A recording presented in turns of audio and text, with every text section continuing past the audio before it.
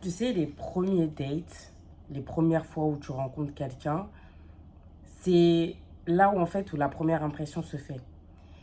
Et en fait, même si voilà, vous vous parlez par message et tout, etc., c'est vrai que quand tu vois la personne face à face, c'est pas pareil, c'est pas le même mood. Mais moi, j'estime qu'il y a des choses à ne pas accepter en premier date, en tant que femme, hein, surtout. Ou genre, t'es là et qu'en fait, tu vois des red flags et tout, et il y en a beaucoup qui les ignorent et qui continuent à voir ces personnes-là. Et qui voient qu'en fait, au fur et à mesure du temps, eh bien, ça devient en fait vraiment red flag.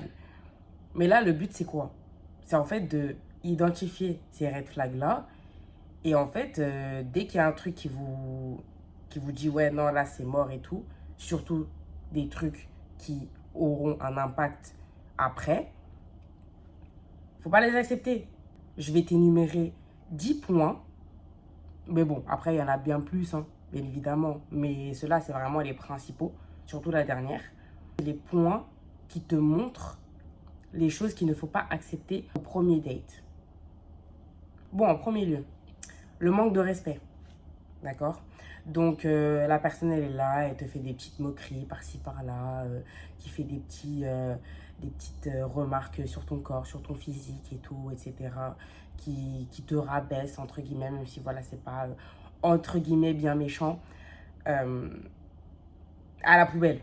D'accord. Je suis clairement franche, à la poubelle. Ça, ce genre de personnes-là, qui arrivent déjà et qui remarquent ton corps et tout, qui disent ah, mais toi, t'as des formes, hein. Ah ouais, mais toi, t'es comme ça, hein. Ah ouais, est-ce que vous voyez ou pas ce genre de gars? C'est vraiment ça. Ça, voyez ou pas, à la poubelle. Ça, vous le gardez pas.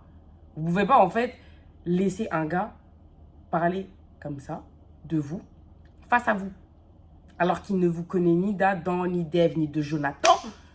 Il arrive et il vous dit non, mais ouais, mais putain, mais t'as des formes, hein. Ah, mais toi, t'es comme ça, hein. Ah, mais t'es comme ça, en fait, hein. Ah, mais je pensais pas, hein. Ah, mais nanani, nanana. Mais tout le temps, tout le long du rendez-vous, il vous parle comme ça. À bannir. Les gars, à bannir. Deuxième point, le manque de cohérence. Quand ses actes ne suivent pas ses paroles, on est fatigué. On est fatigué. Maintenant, c'est simple. Si t'es là, t'es plein de non, mais tu verras, moi je suis comme ça, ouais, moi je suis grave galant, patati patata. Alors que déjà, le mec, il te fait un 50-50 au premier rendez-vous. Il vient même pas te chercher, que ce soit en voiture ou même si vous n'allez pas en voiture, qui viennent en fait. C'est pas toi en fait, tu dois faire tout le. Est-ce que tu vois ce que je veux dire? Genre, que ses paroles ne suivent pas ses actions, déjà, premièrement, et qu'il parle beaucoup mais qu'il agit peu. Voilà. On connaît aussi les enchanteurs, là. Ceux qui nous blablatent jusqu'à demain. Ils vous broient la langue de Molière jusqu'à... Mais tu vois ces actions, tu vois rien. Tu vois rien. Ça aussi, c'est à la poubelle. Tu me mets ça à la poubelle. C'est pas possible. Tu peux pas rester avec quelqu'un comme ça. Parce qu'au premier date, on voit tellement de choses. En fait, les gens, ils négligent le premier date, mais c'est tellement important. C'est là où, en fait, on voit, en fait, où tu peux, entre guillemets, surtout si tu es dans une approche de sincérité, tu vois, et que tu as envie de te poser. C'est là, en fait, où tu peux t'imaginer, surtout que nous, les femmes, on s'imagine, pardon, très facilement les choses. Donc, si on essaie de s'imaginer que, ouais, ce mec-là et tout, comment est-ce qu'il sera et tout, quand on sera en couple et tout, machin. Si tu es quelqu'un qui est fort en analyse, bah, c'est facile pour toi de voir si la personne, voilà. Après, bon, tu peux pas tout connaître de la personne en premier date, ça c'est sûr. Mais au moins, tu peux avoir le flair. Tu peux te dire, ah oui, ok, lui, il est comme ça. Mais aussi, il faut poser des questions pertinentes. Surtout si tu es dans une optique de te poser. Il faut en fait que tu aies en fait ce truc en te disant, ah oui, moi j'ai envie de me poser et tout. Et tu poses en fait des questions vraiment spécifiques. Et c'est là où en fait où tu sauras si le mec ou pas il est sérieux ou pas, etc. Ça dépend de ce qu'il te répond. D'accord. Mais si le mec, il parle beaucoup mais il fait rien, tu me mets ça à la poubelle. Troisième chose, la pression. Voilà, il te met la pression, il veut aller trop vite, il ne respecte pas tes noms, il ne respecte pas trop ton avis, il veut aller à son rythme, quoi. Il veut pas aller au tien. Ça aussi, faut pas. Les gars, s'il vous plaît, Si le mec, déjà, il est là, il veut, en fait, il veut pas du sérieux et tout, machin, mais en fait, fallait le dire dès le début. Fallait le dire. Par message, fallait le dire. Que ouais, toi, t'es pas dans une optique de sérieux, mais il y en a, en fait. En fait, il y a deux styles de personnes. Il y a ceux qui manipulent, d'accord? Ceux qui font semblant de vouloir du sérieux, alors qu'en fait, ils veulent juste... t'as compris? Ou alors, ceux en fait voilà, qui te le disent pas et tout au début, mais qu'après, dès que vous voyez et tout, là, il te le dit, tu te dis, mais pourquoi tu me fais perdre mon temps là? Du coup, je comprends pas. Si toi, tu es là dans une optique de pas sérieux et que moi, je suis là pour du sérieux, et le pire, c'est que je te l'ai dit, il y, y a un souci dans l'équation là. Y a un problème. Il y a un problème. Donc, c'est pour ça que il faut être clair dès le début. Il faut savoir ce que la personne, elle veut en face. D'accord? Vous lui demandez si vraiment la personne, elle veut se poser ou alors si elle veut en fait juste s'amuser. D'accord? Mais malheureusement, il y a des hommes qui ne veulent pas se poser et pourtant qui font semblant de se poser. Mais bon, ça c'est un autre sujet ça. Quatrième point, les disparitions. Hein? Les mecs qui sont portés disparus. Eux là. Le mec il disparaît sans explication. Il revient comme si de rien n'était. Mais mec, mais ça va? Mais tu crois qu'en fait, quoi, je suis un boomerang, tu reviens quand tu veux, c'est comment? Pas du tout, en fait. Vraiment, les mecs qui disparaissent et qui reviennent dans ta vie, ou alors ceux qui disparaissent tout court et qui donnent même pas de nouvelles, mais alors, eux, c'est les pires. En fait, non, vous savez, c'est quoi le pire? C'est quand vous êtes là, vous parlez avec la personne et tout, carrément, vous voyez face à face, et qu'après, plus de nouvelles, tu te dis, bon, bah, voilà. Mais par contre, à ce moment-là, faut pas se dire, ouais, c'est ma faute et tout, machin. Non, c'est pas ta faute. C'était juste pas la bonne personne pour toi. Et puis c'est bon, c'est pas grave, tu passes à un autre. Il y a tellement d'hommes sur Terre, t'as le choix, Mago. T'as le choix. Donc si c'est pas lui, ça sera un autre. Voilà, c'est ça qu'il faut se dire. Cinquième point, le manque d'intérêt. Le mec ne s'intéresse pas à toi du tout. Vous êtes là, vous parlez et tout, machin. Tu vois que il n'y a pas de et toi, tu vois. Il n'y a pas ouais, en fait, toute la discussion tourne que autour de lui. À chaque fois que tu essaies de commencer à parler un peu de toi, le mec, il dit ah oui, c'est vrai, mais moi aussi, ça me rappelle quand j'étais. Oh, tu fous la flemme. Vraiment, en fait, ce genre de gars, ça aussi, c'est à bannir. Parce que ce qui est bien, c'est que voilà, tu parles un peu de toi, je parle un peu de moi. Voilà, ça s'échange, tu vois. Et même pas dans une relation amoureuse, mais même amicale, c'est pareil. Quand tu es là, tu parles tout le temps de toi, c'est relou. La personne en face, elle va te dire, mais ouais, ça y est, tu parles tout le temps de toi, ouais, ça y est, frère. C'est logique. Là, c'est pareil dans le premier rendez-vous. Tu es là, tu parles tout le temps de toi. Tout tourne autour de toi. On est obligé de parler de toi. Si on ne parle pas de toi, tu meurs. Tu respires plus, tu ne parles plus, tu ne fais plus rien. C'est dur pour toi, en fait, de ne pas parler de toi. C'est fou, ça. Ben non. Intéresse-toi à la personne en face. Pourquoi tu es là, alors, si tu es là pour parler de toi? Écris un journal intime. Pourquoi tu viens me perturber dans mon célibat comme ça? Est-ce que vous voyez ce que je veux dire? Juste, faut juste être cohérent. C'est tout. Sixième point. Mais alors, celui-là, il me fait très rire. Les compliments très tôt. Oh mon Dieu. Oh mon Dieu. Mais alors ça, quand je vous dis que... Quand je vous dis... En fait, c'est pas les compliments. Les compliments excessifs. C'est-à-dire que le mec, il te complimente H24. Il te dit, ouais, toi, j'en suis sûre, je vais te marier. Ouais, ah, je sens que je commence à avoir des sentiments. Pourtant, ça fait 2 semaines, vous vous connaissez. Le mec, il te dit déjà, je t'aime. Il y a un souci, les gars. S'il vous plaît, il y a un souci. Tu peux pas venir me dire, en 2 semaines, que toi, t'es amoureux de moi. Tu ne peux pas me dire ça. T'es en train de mentir. Tu crois que moi, je vais dire, oh my God, il est amoureux de moi. Donc, ça veut dire qu'en fait, il veut se poser. Non, il veut pas se poser. Tu peux pas, en fait, être quelqu'un de sérieux et dire que, ouais, là, je suis amoureux de toi et tout, ça fait 2 semaines. Pas du tout. Et après, c'est quoi l'excuse derrière? Non, mais parce que, je sais pas, je ressens les trucs assez vite, je m'attache assez vite. D'accord, il n'y a pas de souci à s'attacher assez vite à quelqu'un. Mais de là à dire je t'aime, faut quand même pas abuser. Voilà. À partir du moment où tu aimes vraiment quelqu'un, tu le sauras. Là, tu n'aimes pas la personne, tu es juste attiré fortement par la personne. C'est pas normal, en fait, de faire des déclarations trop tôt comme ça. C'est pas normal. En tant qu'homme, c'est pas normal de faire des déclarations aussi tôt à une femme, genre. Oubliez pas qu'on est en 2026, les mentalités, elles ont changé. Toi, tu me fais une déclaration au bout de 2 semaines, je te vois en bizarre. Alors que dans les années 50, c'était normal, hein. Au bout de 3 jours, des je t'aime, c'était logique. Mais là, on n'est pas en 1950, en fait. Là, on est en 2026. Toi, t'es quelqu'un, t'arrives et tu me dis je t'aime au bout de 2 semaines, il y a un souci. Genre, faut pas normaliser ça, les gars, c'est pas normal. D'accord?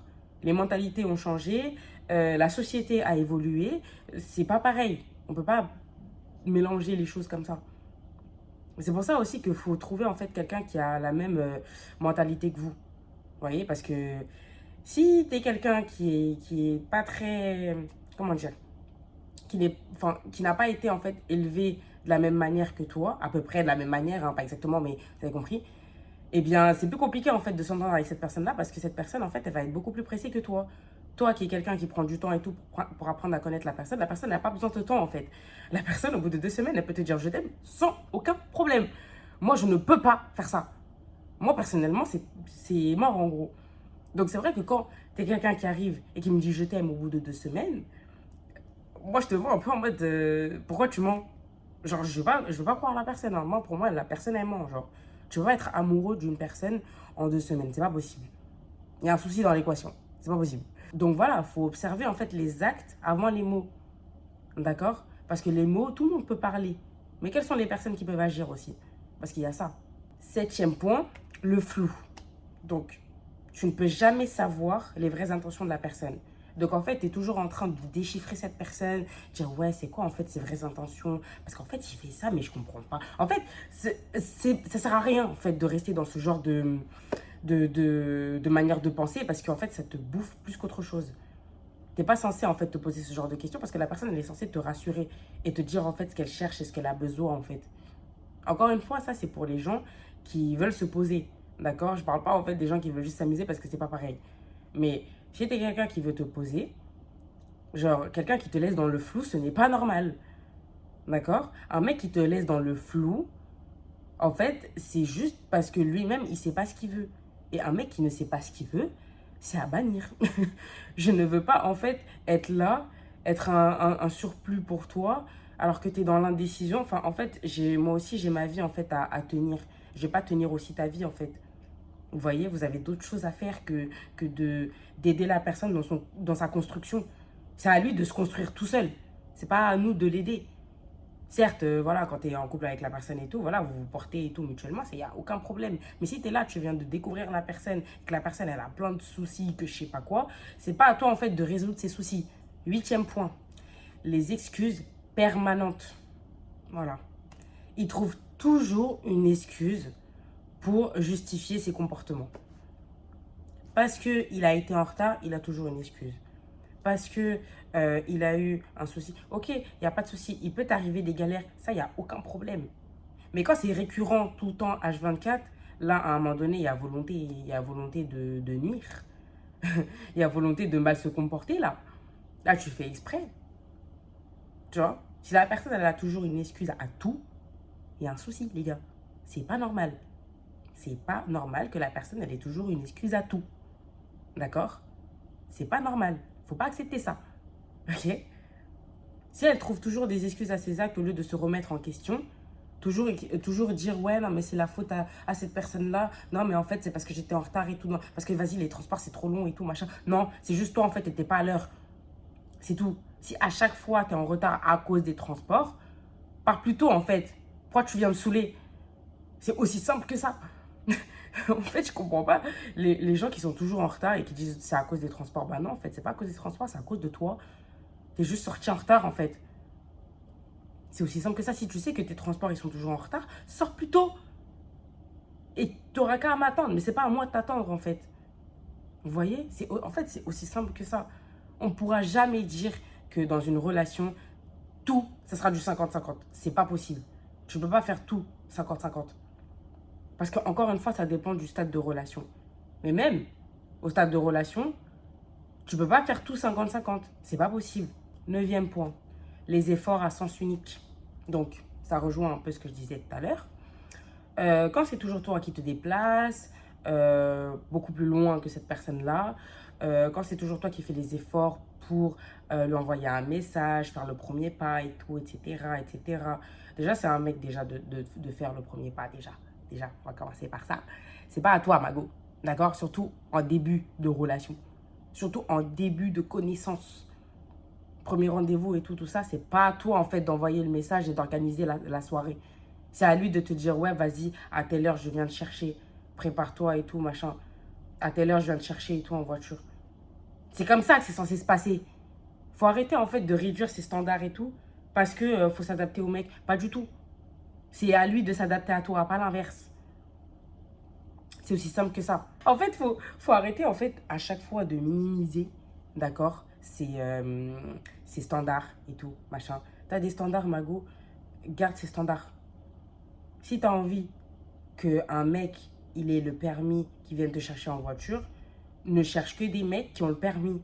Si tu vois qu'en face, le mec, il n'a pas le permis, tu le dégages. Tu vois? Tu dis non, ça ne m'intéresse pas. Si tu n'as pas le permis, je m'en fous. C'est ça qu'il faut faire. C'est aussi simple que ça. En fait, je comprends pas l'intérêt, en fait, de réduire ses standards juste parce que le mec, il est beau ou juste parce que... En fait, faut arrêter ça. Faut arrêter parce que, ok, le mec, il peut être beau et tout ce que tu veux, mais là, tu commences à parler avec lui, c'est un gros clochard. Il n'a pas le permis, il n'a pas de travail, il n'a pas de voiture, il n'est pas financièrement stable, il n'est pas... Et toi, en fait, tu le gardes juste parce qu'il est beau, mais ça va? Mais est-ce que ça va? Le nombre de gars qui sont beaux et qui ont tout ce que je viens d'énumérer, toi, tu vas aller chercher la salle, là. Pourquoi faire?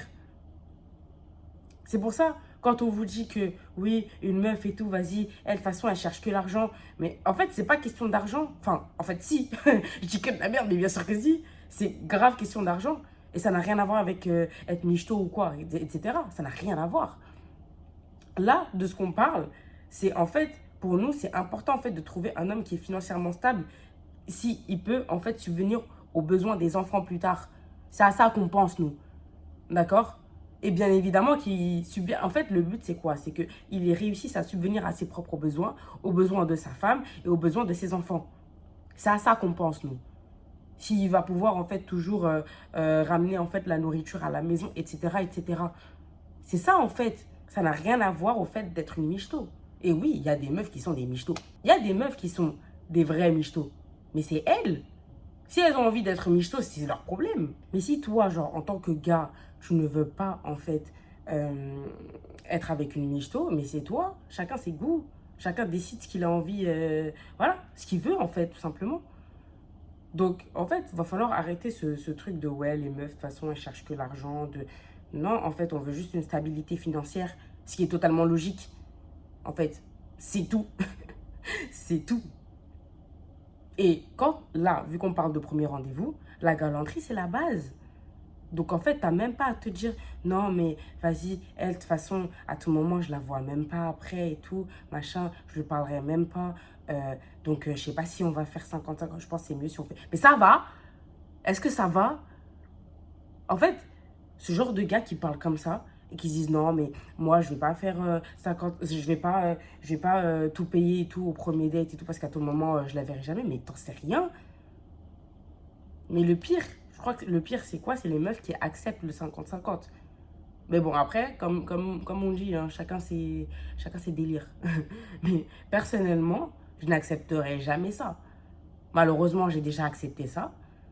Et je sais ce que je ne veux pas. Et ça, je ne veux pas. Et le 10e point, mais bon, qui rejoint les autres points que j'ai dit, le manque de ponctualité et de considération. Ça, c'est deux choses, c'est la base du premier rendez-vous. Parce que tu vas pas me dire que c'est pas, en fait, la première impression que tu as vis-à-vis d'une personne, c'est ça. C'est la première image que tu donnes. Et la première image que tu donnes, c'est la considération et la ponctualité. Si moi, j'arrive avant toi, il y a un souci. Il y a un souci. Tu es censé arriver avant moi. Tu es censé m'attendre. C'est ça qui est censé se passer, en fait. Donc, c'est ça le truc, en fait, qui m'agace. C'est que les gens banalisent, encore une fois, la ponctualité, le fait qu'ils soient en retard et tout, machin, au premier rendez-vous. Moi, ça me dérange. Comment ça se fait que je suis arrivée avant toi? Vous voyez ce que je veux dire? C'est aussi simple que ça. La personne n'a pas à arriver après vous. L'homme n'a pas à arriver après vous. Il est censé, en fait, te montrer que, ouais, il prend les initiatives. Déjà, c'est lui qui est censé te dire, ouais, à quelle heure, où, machin, je viens te chercher, quand. Il est censé faire ça, déjà. D'accord? Il n'est pas censé avoir de 50-50. D'accord? Et c'est tout. D'accord? Il te dépose tranquillement. Ou alors, je sais pas, vous partez vous balader, j'en sais rien. Mais la galanterie, quoi, les gars. C'est tellement à la base. Et il y a tellement de meufs, en fait, qui se négligent, qui en fait, acceptent tout et n'importe quoi, juste pour être acceptées. Mais non. Vous vous rendez pas compte à quel point vous avez le choix d'être bien traité. Parce que c'est comme ça qu'on traite une femme, en fait. On la traite correctement. On la traite pas en dessous. Donc, c'est pour ça que là, je le dis, mais en fait, le premier rendez-vous, c'est tellement important parce que ça montre, en fait, l'implication de la personne envers vous dès les premiers instants. Parce que si la personne, elle est là, elle ne vous envoie pas de message juste avant de vous voir, je ne sais pas combien de temps vous avez décidé de vous voir et le jour où vous voyez, elle ne vous envoie pas de message pendant ce temps-là, il y a un souci. D'accord? Il faut que cette personne montre qu'elle est impliquée, en fait. Déjà, il faut qu'il y ait du feeling. Déjà, on va commencer par ça. Et c'est vrai que souvent, c'est plus facile, entre guillemets, de rencontrer la personne face à face parce qu'en fait, tu peux en fait directement voir. Mais je ne vous parle pas de premier rendez-vous. Hein. C'est par exemple, je ne sais pas, vous rencontrer une personne dans un festival, dans une boîte, j'en sais rien. Des trucs comme ça. Mais si là, on parle de premier rendez-vous, même si vous vous êtes déjà rencontrés, ça montre en fait l'implication que cette personne est là envers vous. Donc, il faut prendre ça en considération. Donc, en fait, le début d'une relation, quelle qu'elle soit, hein, surtout au premier rendez-vous, ça montre en fait la place que cette personne pourrait avoir dans ta vie plus tard. Donc, c'est pour ça qu'il faut faire très attention à qui tu laisses rentrer dans ta vie. Il faut faire très, très attention. Si tu vois qu'en fait, cet homme, il n'est pas impliqué, que patati, qu'il y a des trucs, qu'il y a des red flags et que tu te dis que ça, dans le temps, ça va pas se passer, ça va te créer un problème, accepte pas, passe à autre chose. C'est pas grave, tant qu'il a encore le temps, avant que tu tombes amoureuse, passe à autre chose. Et c'est ça, en fait.